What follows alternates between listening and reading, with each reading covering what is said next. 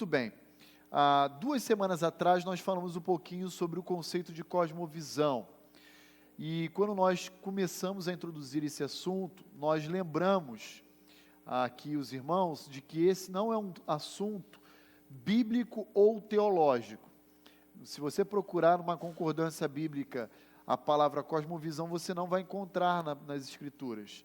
Isso porque esse é um conceito que surge no meio do movimento iluminista, do final do século XVII, iniciando o século XVIII, no contexto europeu. E a primeira pessoa a cunhar essa expressão cosmovisão é um alemão, um filósofo alemão, chamado Immanuel Kant, quando ele publica sua primeira obra, chamada Crítica do Juízo, em 1790. Ele usa essa expressão cosmovisão. E a teologia cristã, ela se apropria dessa expressão, que não é bíblica nem teológica, mas para entender e comunicar os pressupostos, os valores, os princípios de Deus para a vida do seu povo. Portanto, o que é cosmovisão? É visão do mundo. Cosmos é mundo, é um sistema. E visão, a maneira como a gente enxerga o mundo no qual estamos inseridos. Então, cosmovisão tem a ver com esse conjunto de pressupostos que todos nós possuímos, todos nós trazemos, todos nós temos, e a sede da cosmovisão é o coração humano. De maneira que você pode olhar para um determinado objeto, ou uma determinada circunstância ou fato, e interpretar aquela situação de uma forma diferente do seu filho, do seu cônjuge, de um amigo. E aqui eu mencionei rapidamente para os irmãos algo que nos chamou a atenção em Guiné-Bissau, quando nós fomos em outubro do ano passado apoiar um trabalho missionário lá. O que nos chamou a atenção? Após as refeições daquele povo, lá em Guiné, eles pegavam galhos de árvores, limpavam, tiravam as folhas e palitavam dentes, exercendo a mesma função de uma escova de dente. Se eu pegasse aquele galho e apresentasse para os irmãos aqui, perguntasse o que é aquilo, alguns diriam, isso aqui é a vara da disciplina, né? Especialmente aqueles que têm uma criança. Outros vão dizer, não, isso é apenas uma vara de uma árvore. Se você apresentasse essa mesma vara lá em Guiné-Bissau, eles te diriam, isso é a nossa escova de dente. Mas o que faz pessoas iguais terem interpretações diferentes a respeito do mesmo fato, do mesmo objeto ou da mesma circunstância? A resposta é a cosmovisão de cada uma delas. O conjunto de valores ou de pressupostos que cada um de nós temos e trazemos conosco. Por que estudar a cosmovisão é importante? Porque quando nós somos regenerados pelo Espírito Santo de Deus, quando nós passamos a nascer de novo, o Espírito Santo então inicia um processo de transformação da nossa cosmovisão. Aquilo que para nós era algo valoroso, diz Paulo, ele considerou esterco, quando ele teve contato com o Evangelho de Cristo Jesus, porque ele percebeu que aquilo que ele julgava ser importante, não tinha valor algum aos olhos de Deus. Então, o processo que nós chamamos biblicamente de santificação, nada mais é do que um processo de transformar gradativamente os nossos pressupostos, em outras palavras, a nossa cosmovisão. Lembra do processo que Paulo nos ensina lá na carta aos Efésios, chamado DRR, que eu já preguei aqui e ensinei à igreja, que é o despojar-se, revestir-se e renovar-se. Esse processo, ele é um processo biblicamente chamado de santificação, mas é um processo de transformação gradativa do nosso conjunto de valores, princípios e pressupostos, que chamamos então de cosmovisão. Quando nós pensamos um pouquinho a respeito disso, nós precisamos reconhecer que existem 2 tipos de cosmovisão. Aquela cosmovisão cristã teórica, que é aquela que nós verbalizamos, e uma cosmovisão prática, que é aquela que nós então vivemos. E o que a Bíblia chama de hipocrisia é exatamente esse conflito de cosmovisões entre aquilo que nós dizemos crer e nos apropriamos em relação ao Evangelho de Cristo e aquilo que de fato vivemos em dissonância com esse Evangelho. Quando nós vivemos em consonância a ele, nós não vivemos uma vida de hipocrisia, e sim de coerência, ok? Então, quando nós falamos em cosmovisão, nós mencionamos uma figura que nos ajuda a compreender melhor o que significa a cosmovisão. Quando nós olhamos esse assunto, via de regra, os seus autores usam uma imagem de um iceberg. O que é um iceberg? É um bloco de gelo que ele é apenas visível aos olhos humanos a parte superior à superfície, que é uma parte mínima da constituição desse bloco. Quando nós olhamos esse bloco, nós encontramos e percebemos apenas as manifestações dele acima da superfície. Essa é uma dimensão externa ou exterior do iceberg, mas temos uma dimensão interna que nós não enxergamos, a não ser que nós venhamos a mergulhar nas águas com uma câmera e fazer ali por um processo de sondagem a mensuração da parte submersa desse bloco, que é muito maior, inclusive, daquilo que nossos olhos vê. Essa parte submersa é o que nós chamamos de uma dimensão interna do homem, ou a sua cosmovisão, cuja sede é o coração do homem. Então, quando a gente usa no estudo da expressão cosmovisão uma imagem, normalmente nós usamos essa imagem do iceberg, mas não somente dele, também usamos outra figura que nos ajuda a compreender a respeito desse assunto, que é a figura da árvore, ok? E não há talvez expressão melhor do que essas duas, ou talvez de uma terceira, que é da casa, cuja fundação, os alicerces, demonstram a cosmovisão e o prédio em si, as manifestações.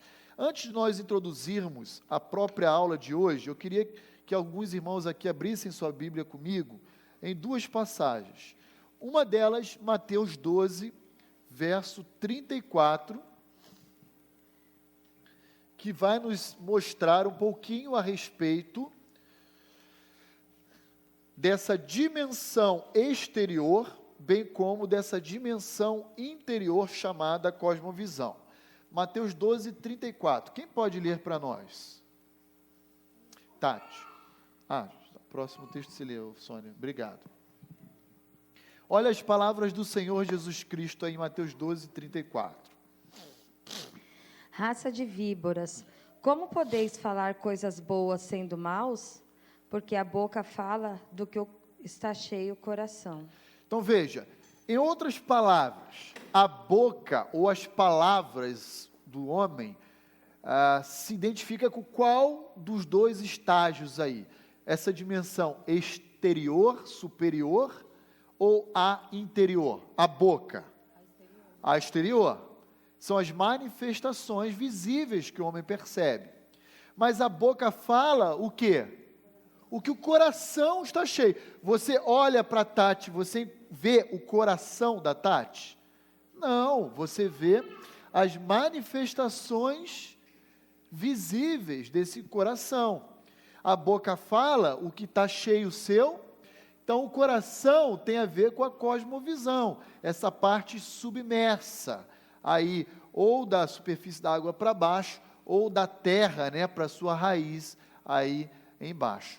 Vamos abrir outro texto agora, que vai nos ajudar, um texto paralelo a Mateus 12, é Lucas capítulo 6. Vou pedir que a Sônia leia para nós aqui, por favor. Lucas 6, verso 43 ao 45. Isso é apenas uma revisão de dois domingos atrás, tá? 43 a 45, de Lucas capítulo 6. Não há árvore boa que dá mau fruto, nem tampouco árvore má que dê bom fruto. Porquanto cada árvore é conhecida pelo seu próprio fruto, porque não se colhem figos de espinheira, nem dos abrolhos se adimam uvas. O homem bom do bom tesouro do coração tira o bem, e o mal do mau tesouro tira o mal, porque a boca fala do que está cheio o coração. Muito obrigado, Sônia. Porquanto cada árvore é conhecida pelo seu próprio fruto. Então veja, esse é um texto que nos ajuda, e eu quero provocar você a pensar nisso. Nos ajuda a perceber que o homem sem Cristo é uma árvore boa ou má? Má, certo? Alguém tem dúvida disso? Não, né?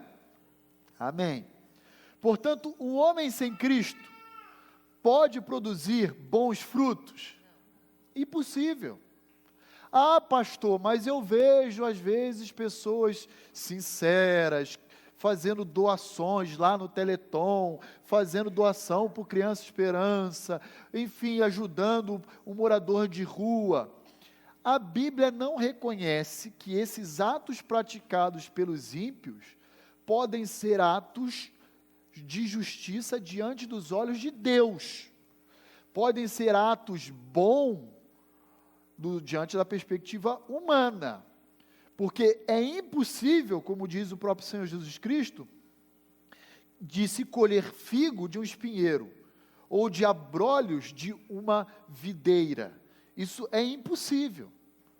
Então, o máximo que você vai conseguir ter é um fruto menos podre. Aí Agostinho vai dizer, esse ato aparentemente de justiça, que esse homem sem Cristo ele produz, ele é um ato de autopromoção, de vanglória. O coração dele, por mais discreto que seja, estará dizendo, olha como você é bom, olha como você não precisa de Deus, olha como você é capaz de produzir atos bons, independente de Deus. Ainda que você e eu, antes de termos o encontro com Cristo, tenhamos praticado os atos assim, e você não tenha percebido, mas lá no âmago do seu ser, na sede do seu ser, que é o seu coração, ele vai estar dizendo isso para você, tá bom? Então, isso é apenas uma retrospectiva do que nós já falamos aqui em relação à cosmovisão. Semana passada, o pastor Levi, brilhantemente, falou um pouquinho sobre um conflito de cosmovisão entre a educação, tá bom? E a cosmovisão cristã. Porque nós temos hoje, de forma muito clara, especialmente na área educacional, pedagógica, pressupostos humanos e não pressupostos teorreferentes, ou seja, norteados pelos valores de Deus. E o grande desafio que a igreja possui, qual é? É enxergar a vida em diferentes áreas, na arte, na cultura, na música, na educação, na política, da perspectiva de Deus. E nesse sentido, eu afirmo aos irmãos que o Evangelho de Cristo, ele não se propõe apenas a salvar o homem. Ele é muito maior do que isso. Ele se propõe a redimir toda a criação. A cultura, a ciência política, a saúde, a educação, a arte, a música, enfim, todas as áreas da vida humana. Se nós restringirmos o Evangelho de Cristo apenas à salvação humana, nós estaremos deixando de aproveitar muito mais do que o Evangelho se propõe a fazer por nós, do que nós mesmos podemos usufruir, tá bom? Então vamos olhar um pouquinho para alguns exemplos bíblicos de cosmovisões equivocadas. E presta atenção, porque por mais que alguma dessas cosmovisões que eu vou mencionar hoje, ou talvez até todas, você tenha conhecimento, ela continua presente na vida de muitos cristãos, tá bom? Então a primeira cosmovisão equivocada é a meritocracia. E o que é meritocracia? É o conjunto de pressupostos que dizem ao indivíduo que o homem ele é salvo ou ele é condenado por meio das suas próprias obras.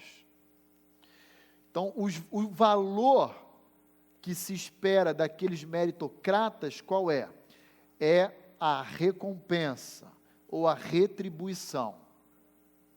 A Bíblia, de forma muito clara no Novo Testamento, reconhece alguns personagens cuja cosmovisão é meritocrata. Mas não quer dizer que no Antigo Testamento não tínhamos, tínhamos também.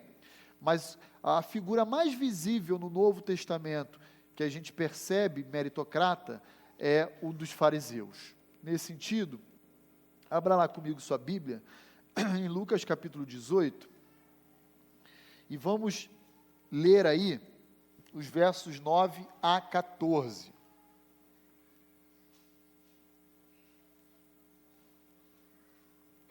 Quem pode ler para nós Lucas 18, aqui, Renata, obrigado. 18, versos 9 ao 14. Há alguns que confiavam em sua própria justiça e desprezavam os outros. Jesus contou esta parábola. 2 homens subiram ao templo para orar. Um era fariseu e o outro publicano. O fariseu, em pé, orava no íntimo: Deus, eu te agradeço porque não sou como os outros homens, ladrões, corruptos, adúlteros, nem mesmo como este publicano. Jejuo 2 vezes por semana e dou o dízimo de tudo quanto ganho.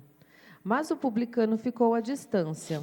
Ele nem ousava olhar para o céu, mas batendo no peito dizia: Deus, tem misericórdia de mim, que sou pecador. Eu lhes digo que este homem, e não o outro, foi para casa justificado diante de Deus. Pois quem se exalta será humilhado, e quem se humilha será exaltado. Muito obrigado, Renata. Então, presta atenção. O que é um meritocrata? O meritocrata, ele tem por pressuposto na vida dele a crença de que tudo que ele tem, ele fez por merecer. E tudo que ele já experimentou de mal, ele mereceu também por desobedecer ou tomar decisões equivocadas. Veja, não é que isso necessariamente esteja errado. Quando tomamos decisões erradas, colhemos como fruto consequências. Quando tomamos decisões corretas, colhemos como fruto também consequências positivas dessa boa escolha. O problema do meritocrata é que isso está divorciado da ação de Deus em sua vida. Entenderam? Deus não tem qualquer participação nas minhas escolhas ou nas consequências dessas escolhas. É assim que o meritocrata vive. Deus até existe, mas Ele está lá, e eu estou cá. Então, eu vou construir um patrimônio pela competência que eu tenho acadêmica, profissional, minhas habilidades, minhas pós-graduações. Esse é o meritocrata. Ele vive como se Deus não interferisse na vida dele. E nesse sentido, ele justifica a sua própria salvação. Ele diz: não, eu sou salvo porque eu fiz por merecer. É assim que pensa o meritocrata. Olha lá o verso 9, que a Renata leu para nós de Lucas 18. Olha quais são as características de um meritocrata. Aí representado na figura do fariseu. Ele diz assim: Jesus propôs esta parábola a alguns que confiavam em si. Esse é o meritocrata. Ele não confia em Deus. Ele confia na própria capacidade. Ele fala assim: não, deixa comigo. Qual que é o problema aí? O que está rolando, Rodolfo? Deixa comigo. Eu assumo aqui o negócio. Eu vou resolver esse problema. O meritocrata, ele confia em si próprio. Ele é autossuficiente. Ele diz: eu sou capaz de resolver todas as coisas. Aí continua o verso 9 dizendo: além dele confiar por si mesmo, em si mesmo, ele se considera o quê? Justo. Olha que superavaliação da sua própria condição. Ele superavalia, ele tem uma avaliação muito exorbitante a respeito de si próprio. Ele se considera justo. Por que ele se considera justo? Porque ele fez por merecer. E aí continua o verso. Se ele é autossuficiente, confiando em si próprio, se ele se considera justo porque ele faz as coisas por merecer, o próximo e o último estágio qual é? Desprezar os demais. É só você ver a ordem gradativa que isso acontece entre os meritocratas. Ele começa a desprezar os outros. Aí sabe como é que acontece a oração desses camaradas? Olha lá comigo. O fariseu, representando o meritocrata, posto em pé, ele ora de si para Deus. É isso que está na sua Bíblia? De si para si mesmo. Precisa de Deus? Não, então ele ora para si próprio. Porque ele contribui para a sua própria salvação. A vida dele gira em torno dele. O mundo inteiro gira em torno dele. Esse é o meritocrata. Ou seja, toda a sua vida está baseada em si próprio. Nas suas decisões, nas suas escolhas, nos seus méritos, nas suas conquistas, nas suas promoções. Agora, gente, falar essa expressão aqui, eu sei que os irmãos já ouviram. Talvez todos, ou pelo menos a grande maioria já ouviu. Agora, eu queria chamar a sua atenção para duas verdades relacionadas à meritocracia como cosmovisão. Ela é muito mais real do que a gente imagina. Quer ver uma coisa? Você já conversou com alguém que não é crente e talvez numa tentativa de apresentar o plano de salvação a essa pessoa não cristã, você disse para ela que ela precisa de Cristo e ela te devolveu essa afirmação dizendo assim, mas por quê? Olha, eu não roubo, eu nunca matei ninguém, eu sou uma pessoa honesta. Qual é a cosmovisão desse camarada? A do fariseu. Obrigado, Senhor, porque eu não sou como esse traste aqui, esse bando de pessoa miserável que é essa cosmovisão. As pessoas aí fora, algumas delas dizem, eu não preciso de Cristo. Por quê? Porque eu sou honesto, eu sou uma pessoa que não minto, eu nunca matei, nunca roubei, nunca me meti com coisa errada, nunca fumei, não usei droga. Já ouviram isso? Ou só eu que já ouvi isso? É uma cosmovisão meritocrata. Está dizendo, eu não preciso de Cristo, porque eu sou o suficiente para mim mesmo. Logo, a conclusão que a gente tem, qual é? Que não existe meritocrata humilde. Porque todo meritocrata é o quê? Orgulhoso, arrogante. Ele confia em si mesmo. Ele se considera justo. E ele despreza outros. Não é o pastor Rony que está dizendo, é Lucas, capítulo 18, verso 9 a 14. Ok? Agora, eu acabei de falar sobre a meritocracia no plano externo à igreja. E interno à igreja, tem crente meritocrata? Tem. Não aqui na Vida Nova. Vida Nova todo mundo vive pela graça. Mas aquele camarada, que ele falta um domingo na igreja, por alguma razão, seja ela qual for, justificável ou não, aí a consciência do cara pesa. Aí o que o cara faz? Pô, essa semana eu tenho que ir no grupo pequeno, na EBD e no culto. Aí você pergunta no coração da pessoa, mas por que isso? Para compensar a minha ausência de domingo passado. Queridos, vocês não vão compensar a ausência sua de domingo passado. O máximo que você pode fazer é pegar lá no site, lá, o áudio da EBD, entendeu? A mensagem do culto, ouvir para você dizer, pelo menos eu estou sintonizado com a série aí, mas faltou. Não tem o que fazer. Né? Aquele crente que chegou lá, apertou o orçamento aquele mês. Aí, ele pagou as contas, não sobrou nada. Aí ele faz o quê? Nossa, esse mês não tem como oferecer minha contribuição. Aí o que eu vou fazer? Eu vou lá, vou procurar o pastor Roni ou uma liderança, vou me propor fazer algum serviço na igreja que precise para compensar a minha falha. Queridos, venham procurar o pastor Roni ou qualquer líder para servir a igreja, sim.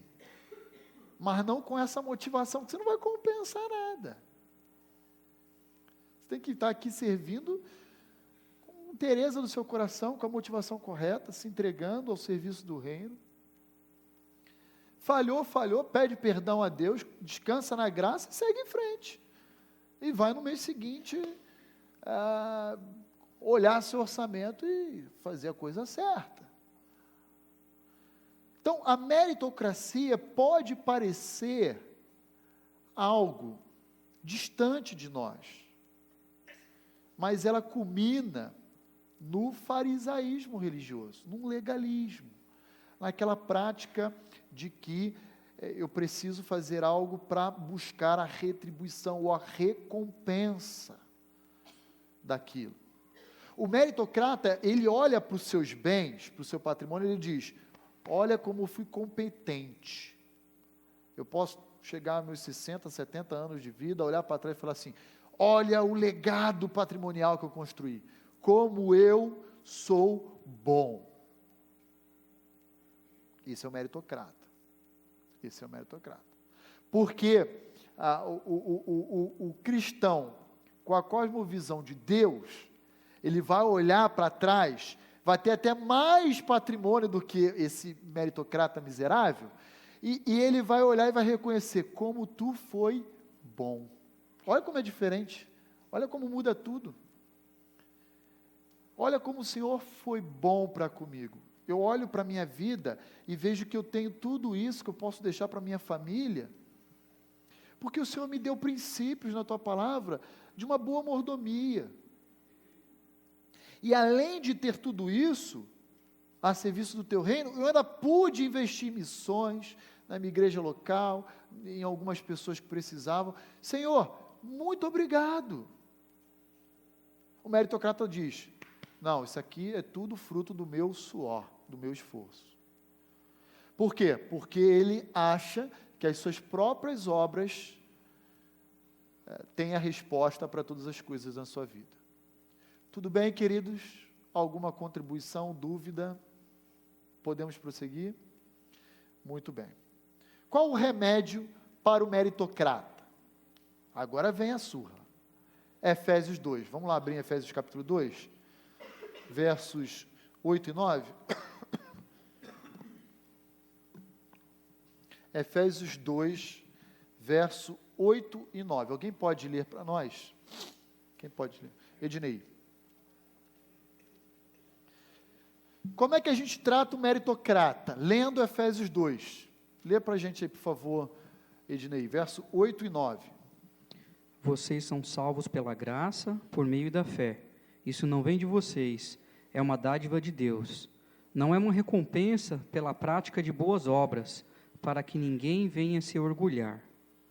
Não é uma recompensa por práticas de boas obras, para que ninguém se...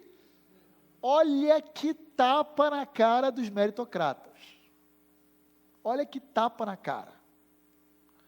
Então, baixa a tua bola, seu meritocrata, Paulo está dizendo, e confia única e exclusivamente na graça de Deus, que é quem promove a sua salvação, que é quem promove o seu bem-estar, que é quem conduz a sua vida e preserva. É a graça de Deus. Isso não tem qualquer participação sua. É a graça de Deus. Agora, eu reconheço que existe a graça. Eu não tenho a minha responsabilidade? Tenho a minha responsabilidade. Mas uma coisa é uma coisa, outra coisa é outra coisa. E as duas existem concomitantemente. Então, vamos lá. Irmã Sônia, obrigado.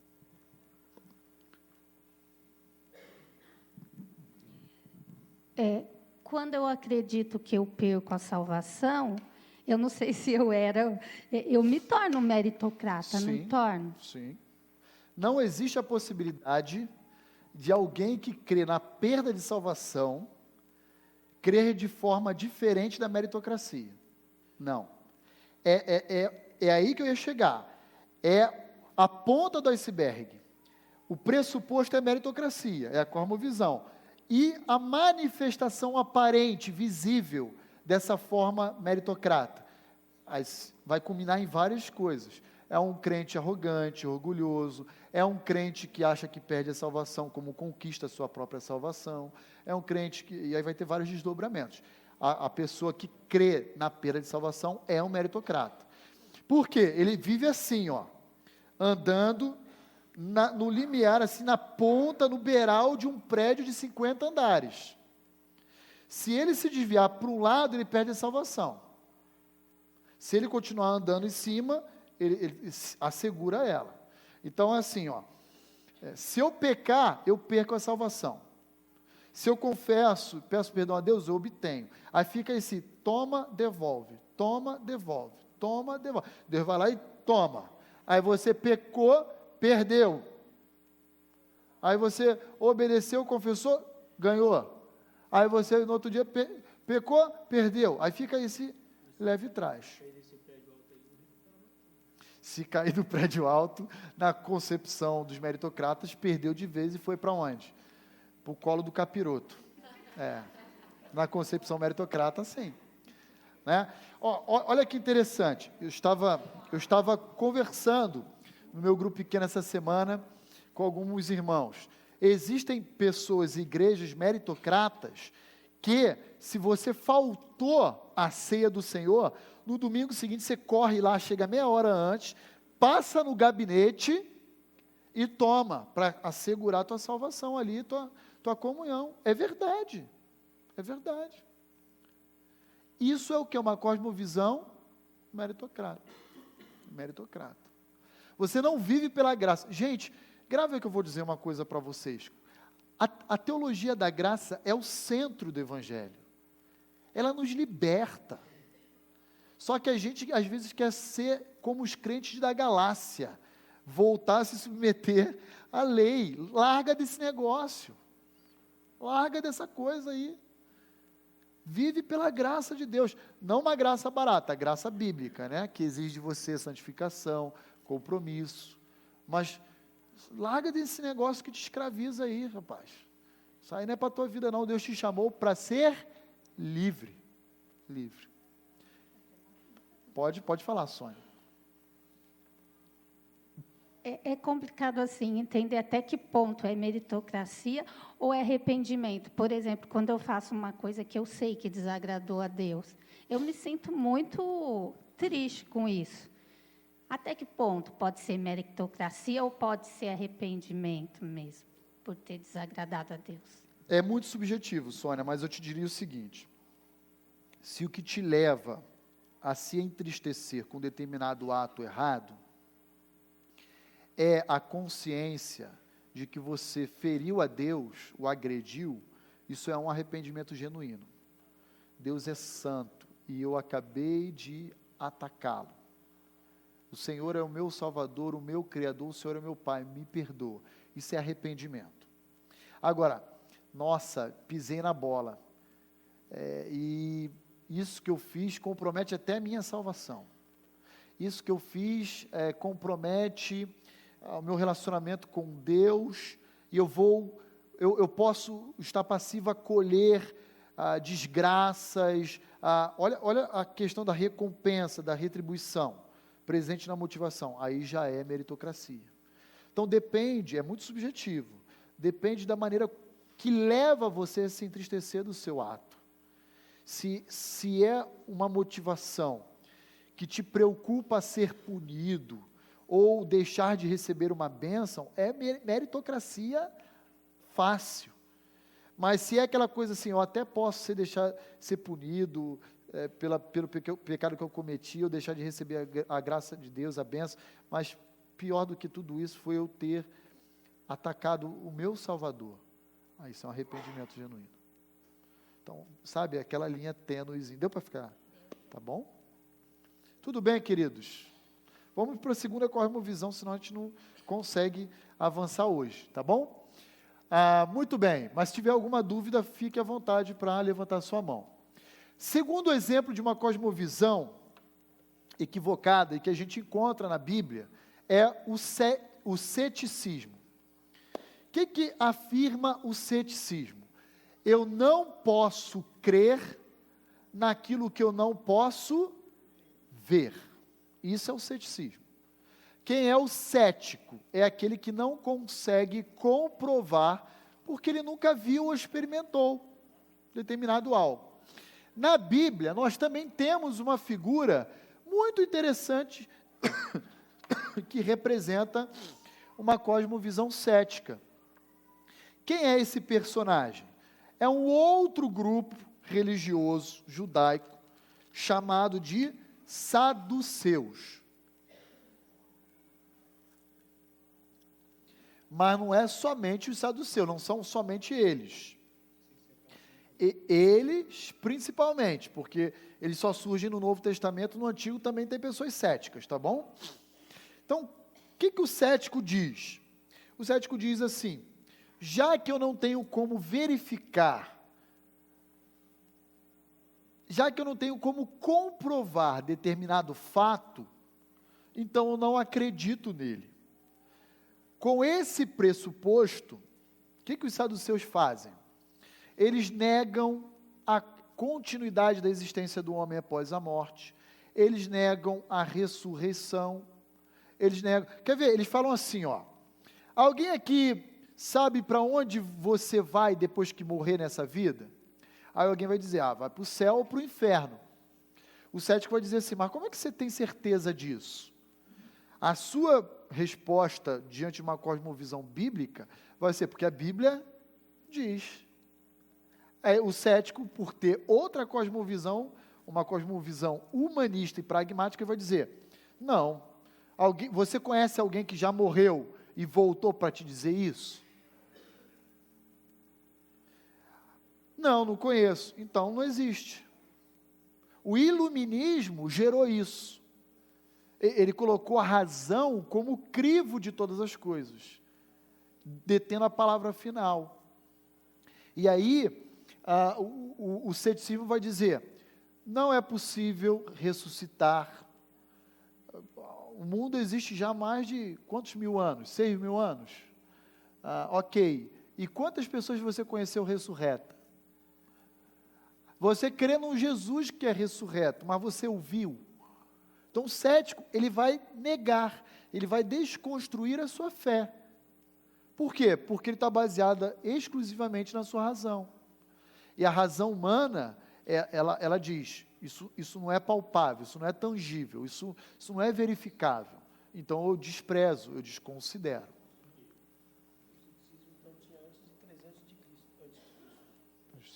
Pode falar aqui, Marcos, por favor. Então, esse movimento aí antes de 300 de Cristo. Muito antes. Sabe onde o ceticismo está presente? Lá no Éden. Qual foi a proposta da serpente, em Gênesis 3? O que? Deus disse isso, é certo que tu não vai morrer. Você conhece morte? Alguém já morreu? Você viu alguém que já morreu, Adão e Eva? Não. Então, como é que você vai crer? É certo que isso não vai acontecer. A negação de uma verdade de Deus é uma manifestação cética. Então, já existia muito antes de 300 de Cristo. Está claro isso, gente? Dá para entender isso, perceber? Então, vamos lá. Alguém abra lá em Mateus 22. Mateus 22.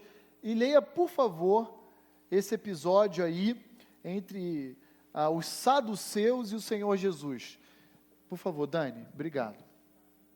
22, dos versos 23 ao 33. Naquele dia, aproximaram-se dele alguns saduceus, que dizem não haver ressurreição. E lhes perguntaram, mestre, Moisés disse, se alguém morrer, não tendo filhos, seu irmão casará com a viúva e suscitará descendência ao falecido. Ora, havia entre nós 7 irmãos. O primeiro, tendo casado, morreu, e não tendo descendência, deixou sua mulher a seu irmão. O mesmo sucedeu com o segundo, com o terceiro, até o 7º. Depois de todos eles, morreu também a mulher. Portanto, na ressurreição, de qual dos 7 será ela esposa? Porque todos a desposaram. Respondeu-lhes Jesus: errais, não conhecendo as Escrituras, nem o poder de Deus. Porque na ressurreição nem casam, nem se dão em casamento. São, porém, como os anjos no céu. E quanto à ressurreição dos mortos, não tendes lido o que Deus vos declarou? Eu sou o Deus de Abraão, o Deus de Isaque e o Deus de Jacó. Ele não é Deus de mortos, e sim de vivos. Ouvindo isto, as multidões se maravilharam da sua doutrina. Obrigado, Dani. Olha que interessante. Olha o verso 23 aí comigo de novo, que a Dani acabou de ler. Naquele dia, aproximaram-se dele alguns saduceus. Então, aqui, o autor, que é Mateus, identifica o personagem aí nesse diálogo com Cristo. São os saduceus. E aí, na sequência, ele diz: quem são os saduceus? São aqueles que dizem não haver ressurreição. São os que têm cosmovisão céticas. São aqueles que negam a veracidade do ensino bíblico. E aí eles querem colocar o Senhor Jesus numa sinuca de bico, numa pegadinha. Porque a lei do levirato dizia o seguinte: se um judeu casou com uma mulher e ele morreu, e esse judeu tem irmãos, o que deve acontecer? Os irmãos devem coabitar com a esposa, a sua cunhada, para que se mantenha a memória do seu irmão falecido. Então, ele não vai casar-se, ele vai apenas engravidar essa mulher, para que a descendência e a memória do seu irmão permaneça. Era a lei do levirato, ok? Só que, então, como o pressuposto daquele grupo é de que não vai haver ressurreição, e Jesus estava dizendo que vai haver ressurreição, então ele fala assim: então de quem ela vai ser esposa? É o episódio da viúva negra. Ela mata 7 maridos. Deus me livre, arreda-te de mim, mulher. Não é assim? Ela mesma não morre. No finalzinho, depois de 7, né, tipo, cansei. Aí também vou descansar, né? Ela vai cruzando com a turma e vai matando. E aí, querendo colocar o Senhor Jesus numa sinuca de bico, do tipo, de quem ela vai ser esposa? Do primeiro ou dos 7? Ou de alguns dos 7, não sei. Diz aí, Jesus, sarcasticamente, ironicamente, querendo colocar Jesus numa fogueira. E aí Jesus diz: olha, vocês erram por desconhecer a palavra de Deus. Porque na ressurreição, ou seja, no estado ressurreto, o homem e a mulher não serão mais como o estado presente, em que casam-se, em que geram filhos. Aqui também tem um outro equívoco. As pessoas às vezes interpretam esse texto dizendo que nós seremos como anjos, no sentido de que seremos seres assexuados. Não é isso.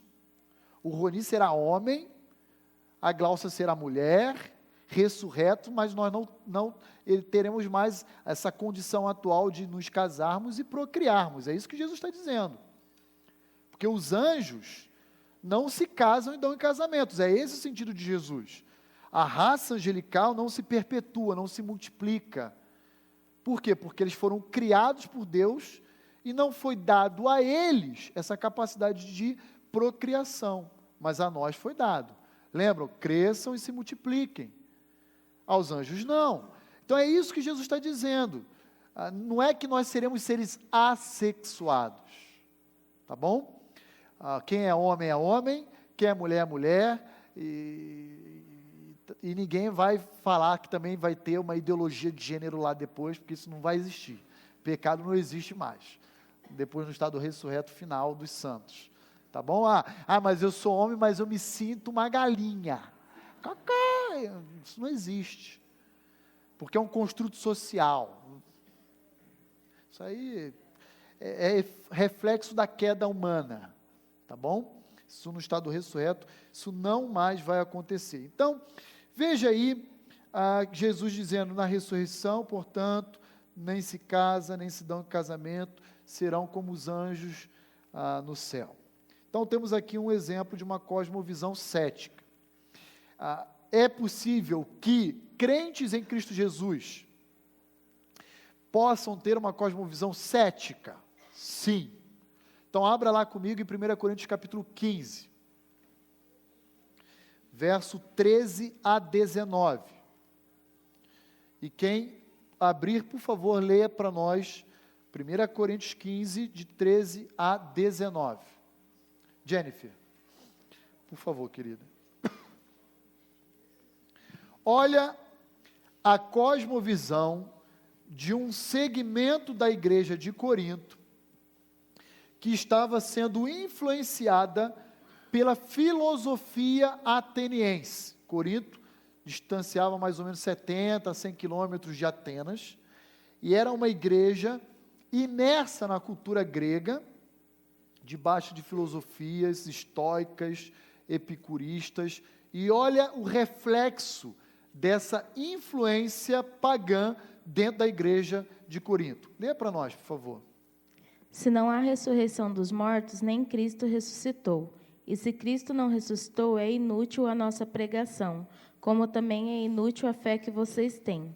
Mais que isso, seremos considerados falsas testemunhas de Deus, pois contra ele testemunhamos que ressuscitou a Cristo dentre os mortos. Mas se de fato os mortos não ressuscitam, ele também não ressuscitou a Cristo. Pois se os mortos não ressuscitam, nem mesmo Cristo ressuscitou. E se Cristo não ressuscitou, inútil é a fé que vocês têm e ainda estão em seus pecados.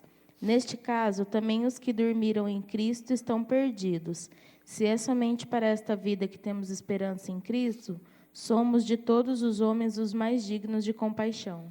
Lembra de 2 domingos atrás, sobre um assunto que até o irmão Israel levantou, e a gente trabalhou ele aqui na IBD, falando sobre o conflito de uma cosmovisão teórica da prática? É isso que os corintianos estavam enfrentando. Por quê? Porque a cosmovisão teórica deles diziam, Cristo ressuscitou, e por isso nós pregamos, por isso nós vivemos, por isso nós temos esperança, mas na prática uma parcela da igreja de Corinto não estava mais acreditando, e estava proliferando a ideia de que isso tudo era uma mentira. E a conclusão de Paulo é que, se Cristo não ressuscitou, a nossa fé é inútil, e nós continuaremos na condição de pecado, de reprovação, de condenação. Logo, nós somos os mais infelizes de todos os homens. Por quê? Porque nós poderíamos estar aproveitando a vida sem referencial ético, sem privações, sem limites. Eram assim que, por exemplo, os estoicos da Grécia Antiga viviam. Eles diziam, carpe diem, gozem a vida de vocês, entreguem-se às paixões da carne, deleitem-se, porque a vida é curta, e no momento em que você morrer, acabou. Por que acabou? Porque eles não criam na continuidade da existência humana após a morte. Essa ideia, gente, cética, entrou para dentro do cristianismo ortodoxo. E ela culminou numa teologia chamada de aniquilacionismo. Já ouviu essa expressão? O que é o aniquilacionismo? É a convicção pautada no ceticismo de que a existência humana se restringe à nossa vida na Terra. E depois que a gente morre, você será aniquilado. Você deixa de existir. Olha a cosmovisão cética dentro da igreja da fé cristã. Aí existem alguns teólogos, e um que eu gosto muito, mas infelizmente no final da vida dele ele escreveu algo errado, a meu ver, chamado John Stott. E o John Stott, ele faleceu em 2011, se não me falha a memória. ele era um membro da igreja anglicana na Inglaterra. E ele disse o seguinte, ele defendeu a imortalidade moderada. O que dizia isso? Ele dizia assim, os crentes não serão aniquilados, mas os ímpios sim. Os ímpios serão aniquilados. Quando? Quando ele morre? Não. Quando ele morre, não. Ele será aniquilado depois dele passar algum tempo em sofrimento no inferno. Mas, se o cara viveu 70, 80 anos, 90 aqui na terra e morreu, ele vai sofrer um período proporcionalmente compatível com o período de desobediência na terra, e depois ele então vai deixar de existir. Então é assim que alguns teólogos aniquilacionistas pensam. Outros dizem, não, morreu, seja crente ou descrente, vai deixar de existir. Igual o cachorrinho, o passarinho, o gatinho. É essa cosmovisão cética. Quando John Stott ele fala, por exemplo, que não pode haver a condenação eterna dos ímpios, Álvaro, ele está dizendo que Deus seria injusto e desproporcional. Porque, veja, se a vida do homem se restringe a 70, 80, 90 anos de impiedade, Deus seria desproporcional em condená-lo pelos séculos dos séculos por vir, por um período de rejeição extremamente curto e finito. É o pressuposto dele. Então, ele vai dizer, ele vai deixar de existir. Ele vai viver um período de tormento, de juízo, mas também compatível com a sua existência na terra. E depois ele vai deixar de existir. Já outros que têm uma cosmovisão diferente dessa, que dizem que a morte de Jesus alcançou toda a humanidade, é a famosa expiação ilimitada, ou seja, Cristo morreu por todos, indistintamente, pelos santos e pelos ímpios. Ele vai cair numa outra esfera teológica chamada universalismo hipotético. O que é o universalismo? É a convicção de que a morte de Cristo salva a todos, mas apenas em tese, apenas hipoteticamente. Por quê? Na prática, somente serão salvos os que confessarem Cristo Jesus como Salvador pessoal de suas vidas. Aí é uma outra maneira de entender. Agora, a gente está falando aqui de cosmovisões, não estamos falando aqui de textos bíblicos que afirmam uma coisa ou outra, tá bom? E deixa eu concluir, avançar um pouquinho só do intervalo, e concluir o tempo de hoje, aí depois do intervalo a gente volta para a profissão de fé. Uma terceira e última cosmovisão equivocada é a cosmovisão materialista. E o que afirma esse grupo que tem como pressuposto o materialismo? Ele diz o seguinte, que tanto a aquisição de bens, quanto o seu acúmulo, é o que dá sentido, significado à vida humana. Conhecem pessoas que vivem em função do trabalho? São pessoas que no contexto moderno aqui, são chamados de workaholic, uma expressão americanizada, para dizer, são viciadas em trabalho. Porque o trabalho é que dá sentido à vida. É o acúmulo de bens. Aquele que acumula bens é o famoso avarento. Famoso mão de vaca, sovina, não é assim que a gente fala? E aquele que busca desenfreadamente a aquisição de bens, é o famoso ganancioso, ambicioso, outras expressões congêneres aí que você queira utilizar, tá bom? Então, ele enxerga a perspectiva do mundo diante da aquisição ou da manutenção dos bens. E é isso que vai dar sentido à vida deles. Então, alguém abra lá para mim em Lucas capítulo 12. Cadê o microfone? Tá aí. Quem pode ler para nós Lucas 12? Obrigado. De 13 a 21. Alguém poderia ler para nós? Anderson. Por favor, Anderson. 13 a 21, por favor. Alguém da multidão lhe disse: Mestre, dize a meu irmão que divida a herança comigo. Respondeu Jesus: Homem, quem me designou juiz ou árbitro entre vocês? Então lhes disse: Cuidado, fique de sobreaviso contra todo tipo de ganância. A vida de um homem não consiste na quantidade de seus bens. Então lhes contou esta parábola. A terra de certo homem rico produziu muito. Ele pensou consigo mesmo: o que vou fazer? Não tenho onde armazenar minha colheita. Então disse: já sei o que vou fazer. Vou derrubar os meus celeiros e construir outros maiores. E ali guardarei toda a minha safra e todos os meus bens. E direi a mim mesmo: você tem grande quantidade de bens armazenados para muitos anos. Descanse, coma, beba e alegre-se. Contudo, Deus lhe disse: insensato, esta mesma noite a sua vida será exigida. Então, quem ficará com o que você preparou?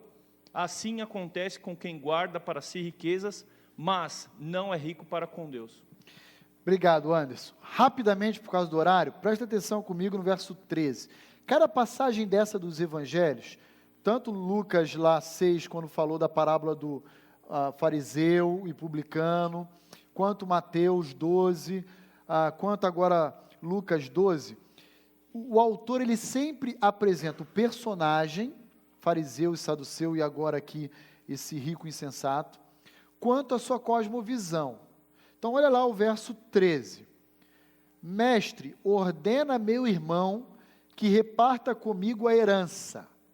Qual é o valor que esse camarada, esse jovem aí, esse homem judeu, ele está prezando? Ele está num litígio com a sua própria família por um objeto, que são os bens. Jesus já, pegou na hora ali, um raio-x viu. A cosmovisão desse cara é centrada no patrimônio que ele possui, a ponto, inclusive, dele dividir a sua família em luta por um bem. Aí Jesus dá uma recomendação: tende cuidado e guardai-vos de toda e qualquer avareza, porque a vida de um homem não consiste no bem que ele... Jesus já deu na lata dele, na cosmovisão dele. Jesus já foi lá no coração e virou. Falou: cara, abre teu olho, cara. Você está perdendo a sua família em busca de bens que você já possui. Deixa esse negócio. Em primeiro lugar, quem me constituiu entre vocês como juiz? Eu não vou julgar a causa disso aí, mas eu vou te dar um conselho. A minha vida e a sua não consiste naquilo que a gente possui. A cosmovisão do mundo: você é o que você tem. Grande parcela da cosmovisão hoje do mundo gira em torno desse valor. E em função disso, pessoas sacrificam famílias, pessoas sacrificam relacionamentos, pessoas sacrificam descanso. Por quê? Porque querem acumular. Gente, existem pessoas hoje no mundo que elas poderiam ter 30 vidas e não conseguiriam gastar o patrimônio que elas possuem. Exemplo, Neymar. Sério, e o menino tem 20 e poucos anos aí. Se ele fosse espírita, poderia acreditar que tem uma cosmovisão de que tem 30 vidas, né? Ele não conseguiria gastar tudo que ele tem. Ele poderia morrer e deixar um testamento para ele próprio. Na próxima vida, isso vai vir para mim de novo. Ele ia viver 30, 40, 50 vidas e não ia conseguir gastar. Mas pergunta se ele está satisfeito. Ele sempre quer um pouquinho mais. Vamos mudar de clube. Ah, mas aqui eu ganho 10 milhões de euros, nem sei quanto é, tá? Estou chutando. No PSG. Então, se eu for para um outro, tem que ser para um valor maior de salário. Por quê? Mas você já tem muito. Ah, mas eu preciso de ainda um pouco mais.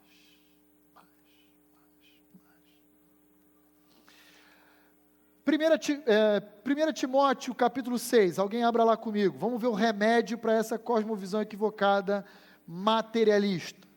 1 Timóteo 6. Anderson, leia aí para mim também já, por favor, versos 6 a 10 de 1 Timóteo 6. Qual é o remédio para uma cosmovisão equivocada, materialista? Jesus já deu conselho. Guarde o seu coração de toda e qualquer avareza, aqui em Lucas capítulo 12. Agora olha Paulo reproduzindo o ensino de Cristo. Todos os que estão sob o jugo da escravidão devem considerar seus senhores como dignos de todo respeito, para que o nome de Deus e o nosso ensino não sejam blasfemados. 6 a 10, Anderson. 1 Timóteo 6, de 6 a 10, por favor. De fato, a piedade com contentamento é grande fonte de lucro, pois nada trouxemos para este mundo e dele nada podemos levar. Por isso, tendo o que comer e com o que vestir-nos, estejamos com isso satisfeitos. Os que querem ficar ricos caem em tentação, em armadilhas e em muitos desejos descontrolados e nocivos, que levam os homens a mergulharem na ruína e na destruição. Pois o amor ao dinheiro é a raiz de todos os males. Algumas pessoas, por cobiçarem o dinheiro, desviaram-se da fé e se atormentaram com muitos sofrimentos. Olha que interessante.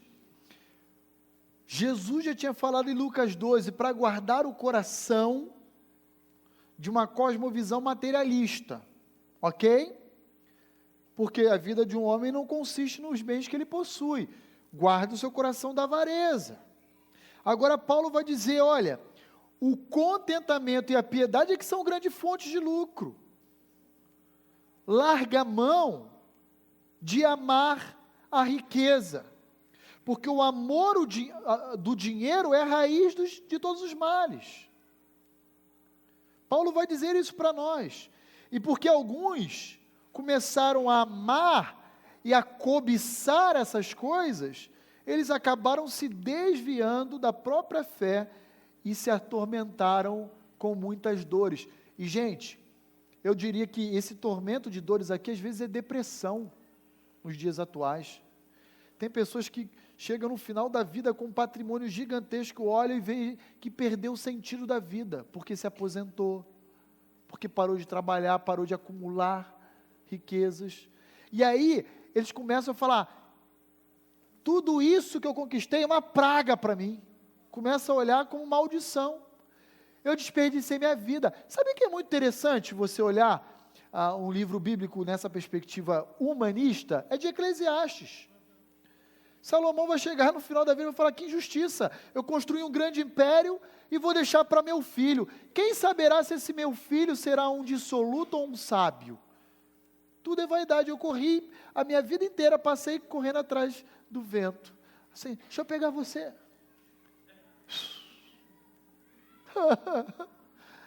E vai chorar deprimido. Irmãos, eu tive uma experiência, assim como pastor em Vila Mariana, que foi formidável numa ocasião. Um irmão, muito bem sucedido, jovem, na fé inclusive, tinha poucos anos de conversão, devia ter uns 5 anos, me procurou e disse assim, pastor, surgiu uma oportunidade de eu crescer no meu trabalho, profissionalmente, inclusive de dobrar o meu salário. Fui convidado para ir pela empresa para tal lugar. E isso me daria uma função assim de CEO, de não sei o quê, de liderança.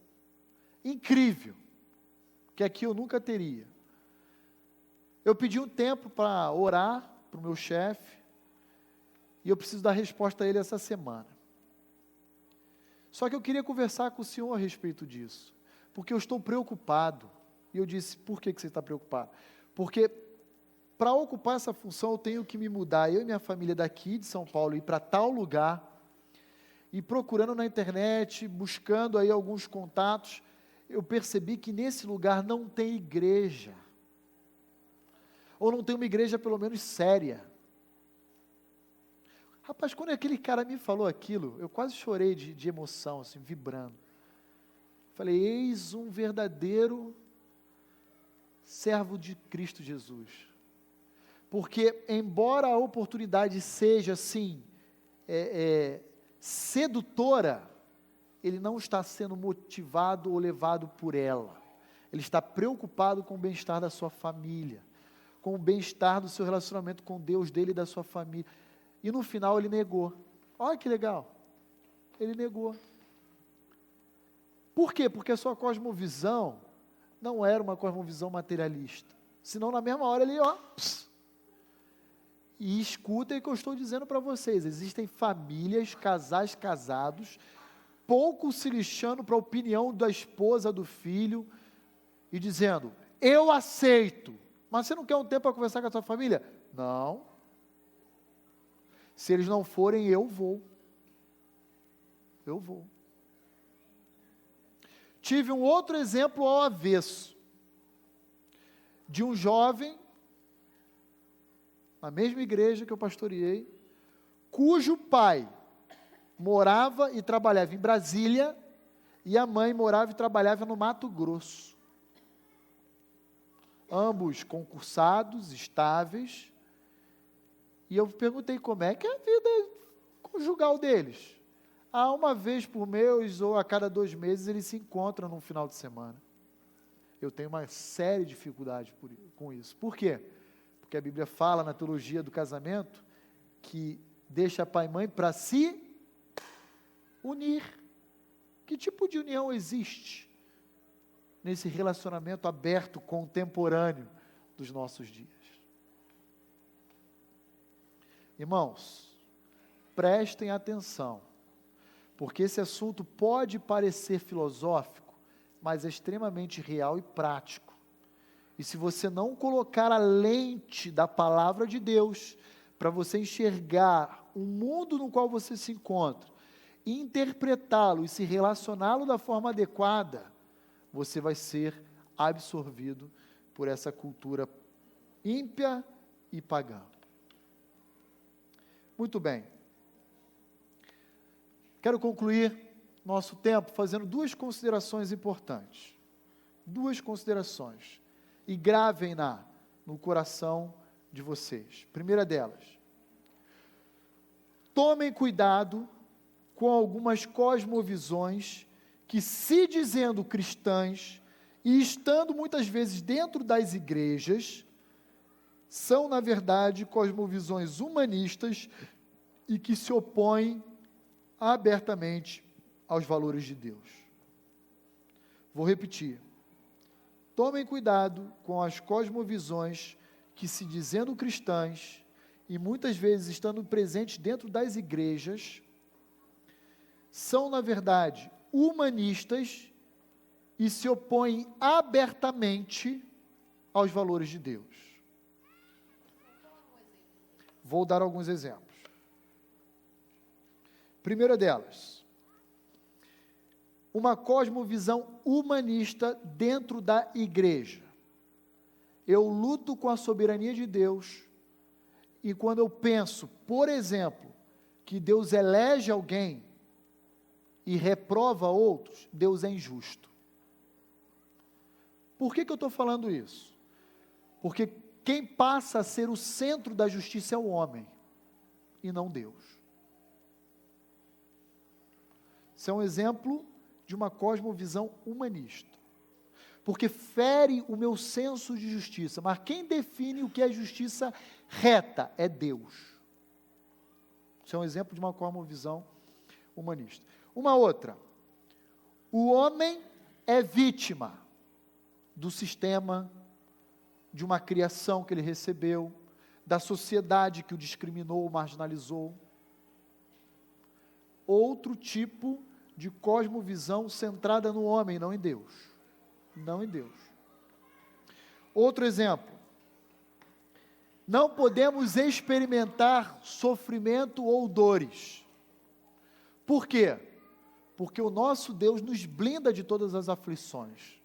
Isso é uma cosmovisão equivocada, humanista, no qual o homem, mais uma vez, é, assim, o centro do cuidado de Deus. Como se Deus também não pudesse expor o homem a decepções na sua vida. Mais uma. Não podemos experimentar limitações, dificuldades financeiras, apertos, restrições. Por quê? Porque somos cabeça, não somos cauda. Somos filho do rei. A coroa nos pertence. Cosmovisão humanista. E que se opõe a Deus. Poderia aqui elencar várias. Está claro isso, irmãos? Quando o homem passa a ser o centro de todas as coisas, e Deus, então, é tirado, é destronado, tudo que emanar como valor a partir desse modelo são cosmovisões humanistas e que se opõem a Deus. São anticristãs, inclusive. Por último, uma cosmovisão verdadeiramente cristã reconhece duas questões. Primeira, que a última palavra está aí na mão de Deus. Ele é soberano. Ponto final. Ele é soberano. Ele é o Senhor. Ele é o Criador. Como mencionei no domingo passado na mensagem de Malaquias, Abacuque diz isso para nós. Deus está no seu santo templo. Cale-se toda a terra. Cale-se. Ele é o Senhor, Criador dos céus e da terra. Reina o Senhor, diz o salmista. Tremam os povos. Ele está entronizado entre os querubins. Ponto final. Ele é soberano. Você pode lutar, porque há áreas na minha vida que eu também tenho que lutar, por causa da condição do meu coração corrupto. Mas não negue. Você pode lutar, não negue. Nem diminua a soberania de Deus. Reconheça, e quer um conselho? Se curve, se dobre. E lembre-se que o exercício da soberania de Deus sempre também é desenvolvido em favor do bem-estar das suas criaturas. E o fim último do homem é a glória de Deus. É a glória de Deus. Amém, irmãos? Vamos orar?